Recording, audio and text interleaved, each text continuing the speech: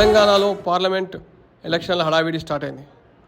మన మెదక్ జిల్లా కాంగ్రెస్ పార్టీ అభ్యర్థి నీలం మధు ముదిరాజ్ గారితో నేడు మన ముఖాముఖి కార్యక్రమం. అందులో భాగంగా మెదక్లోని మన నవయువ యువకుడు నీలం మధు ముదిరాజ్ గారితో మనం ఉన్నాం. నమస్తే. నమస్తే అన్న. ప్రచారంలో భాగంగా మీరు వివిధ ప్రాంతాల్లో క్షేత్రస్థాయిలో తిరుగుతున్నారు కదా, మీకు ప్రజల నుంచి ఎలాంటి రెస్పాన్స్ వచ్చింది, ఫీడ్బ్యాక్ ఏందా? ముందుగా ఈ మెదక్ జిల్లా మెదక్ పార్లమెంట్ పరిధిలో ఒక బడుగు బలహీన వర్గాల బిడ్డకు ఇచ్చారు. ఈ కాంగ్రెస్ పార్టీ దీవించి టికెట్ ఇచ్చడం చాలా సంతోషంగా ఉంది. ఎందుకంటే ఈ ప్రాంతం ఇందిరమ్మ పరిపాలించిన ప్రాంతం. ఇందిరాగాంధీ గారి పరిపాలించిన నుంచి ఇక్కడ పేదింట్లో పుట్టి అంచెలంచెలుగా ఎదుర్కొంటూ ఒక బడుగు బలహీన వర్గాల బిడ్డకు ఇవ్వడంలో చాలా సంతోషంగా మేము అందరం కూడా ఆ బిడ్డకు మేము సపోర్ట్ చేస్తామని మెదక్ పార్లమెంటు పరిధిలో ఉన్న ప్రజలందరూ కూడా తెలియజేస్తారు. అట్లనే ముఖ్యంగా మా నాయకులు, మా ఇన్ఛార్జీలు ఆవుల రాజిరెడ్డి అన్న గారు ఇప్పుడు ఈరోజు నర్సాపూర్ సెగ్మెంట్లో స్టార్ట్ చేసినాం, మాసాయిపేటలో ప్రచారం స్టార్ట్ చేసినాం.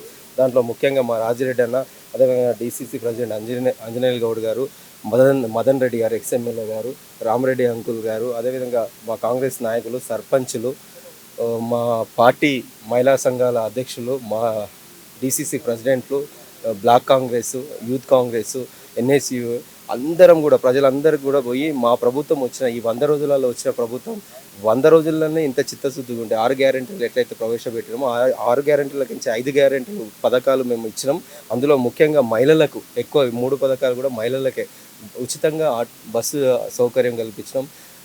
గ్యాస్ సిలిండర్కి 500 రూపాయలు సబ్సిడీ ఇస్తున్నాం. అదేవిధంగా 200 యూనిట్ల జీరో కరెంట్ బిల్ ఇస్తున్నాం. రేపు దేశంలో కూడా పార్లమెంట్లో కూడా 5 గ్యారెంటీలు 5 న్యాయాలు చేస్తున్నాం. పేద ప్రజలకు సమానత్వం ఇచ్చే పార్టీ కాంగ్రెస్ పార్టీ, అన్ని వర్గాల ప్రజలను చూసుకునే పార్టీ కాంగ్రెస్ పార్టీ అని చెప్పి ప్రజలందరికీ మేము అడుగుతున్నాం, అపీల్ చేస్తున్నాం. ప్రజలు కూడా బిడ్డ మేము ఉన్నాం, మీ తోడుగున్నాం. కాంగ్రెస్ పార్టీ ఇందిరమ్మ ఇక్కడ ప్రధానమంత్రి అయినాక ఈ ప్రాంతాన్ని ఎంతో అభివృద్ధి చేసిన తల్లి ఆ కాంగ్రెస్ పార్టీ మేము తీస్తామని చెప్పి తెలియజేస్తాం. అలాంటి ఇందిరమ్మ గాంధీ నిలబడ్డ స్థానంలో మీరు నిలబడుతురుగా, మీరు ఒక గల్లీలో సర్పంచ్ స్థాయి నుంచి ఢిల్లీ బేస్ ఇంటికి రెడీ అవుతురుగా, మీకు ఈ మధ్య జర్నీ ఎలా అనిపిస్తుంది? చాలా సంతోషంగా ఉంది. ఎందుకంటే నాకు ఓటు హక్కు వచ్చింది, పొలిటికల్గానే ఉన్నా, రాజకీయంగానే ఉన్నా. ఒక సర్పంచ్ని కూడా గుర్తించి పంచాయతీ పార్లమెంట్ పంపించే పార్టీ కాంగ్రెస్ పార్టీ. ఎందుకంటే ప్రజల మధ్యలో ఉన్న వ్యక్తిని చూసి, ప్రజల గురించి సేవ చేసే వ్యక్తిని చూసి గుర్తించే పార్టీ కాంగ్రెస్ పార్టీ. మీరు చూడొచ్చు, ఒక సర్పంచ్ని కూడా ఎంపీగా పంపించిన ఘనత కాంగ్రెస్ పార్టీ. ఇప్పుడు ఇంకో బీఆర్ఎస్ పార్టీ అభ్యర్థి ఉన్నాడు, వెంకటరామరెడ్డి ఉన్నారు. టీఆర్ఎస్లో ఎమ్మెల్సీగా ఉన్నాడు, కలెక్టర్ రాజీనామా చేసి ఎమ్మెల్సీగా ఉన్నాడు. గత 2 ఏళ్ల నుంచి ఎమ్మెల్సీగా ఉండి ఒక్క ప్రజలతో మమేకం ఉన్నాడా? ఈరోజు చెప్తుండు పార్లమెంట్లో నన్ను మెదక్ గెలిపిస్తే నేను 100 కోట్లతో ట్రస్ట్ ఏర్పాటు చేసి 100 కోట్లతోటి విద్యార్థులకు ఉచితం చేస్తాను. కానీ ఈ నీలం మధు ఎందుకు మీకు పడంచెలు అడగండి, నీలం మధు సంపాదించిన ప్రతి రూపాయలకించి కూడా 50 నుంచి 60% పేద ప్రజలకే పెడతాడు. కష్టం అని వస్తే ఒక మానవతావాదిలాగా పనిచేస్తాడని ప్రజలందరూ తెలుసు. ఇంత మానవతావాది, ఇంత మంచి వ్యక్తి మరి ఎమ్మెల్యే ఎలక్షన్లో ఎట్లా ఓడిపోయినాడు?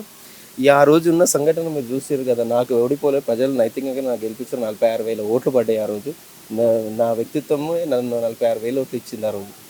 ఓకే అన్న, మీరు ఇప్పుడు ఇంత పెద్ద కాన్స్టిట్యూన్సీలో ఎంపీ అభ్యర్థి నిలబడుతుంది కదా, పెద్ద సీనియర్ నాయకులు ఉన్నారు మీకంటే, వాళ్ళందరినీ కాదని చెప్పేసి మీకు ఎంపీ టికెట్ పార్టీ కేటాయించింది కదా, దాంట్లో మీ మతలబ్ ఏమైనా ఉందా? మతలబ్ ఏమీ లేదన్న. కాంగ్రెస్ పార్టీ యువతకు ప్రోత్సహించాలనుకుంటుంది, యువతకు ముందుకు తీసుకోవాలనుకుంటుంది, దేశంలో యువతను ఉండాలనుకుంటుంది. పెద్ద మనుషులందరూ కూడా సహకరించి వాళ్ళే మా తమ్ముడిని, మా కొడుకుని ముందుకు నడిపిస్తామని కాంగ్రెస్ పార్టీ నాయకులందరూ కూడా తీసుకెళ్తారు.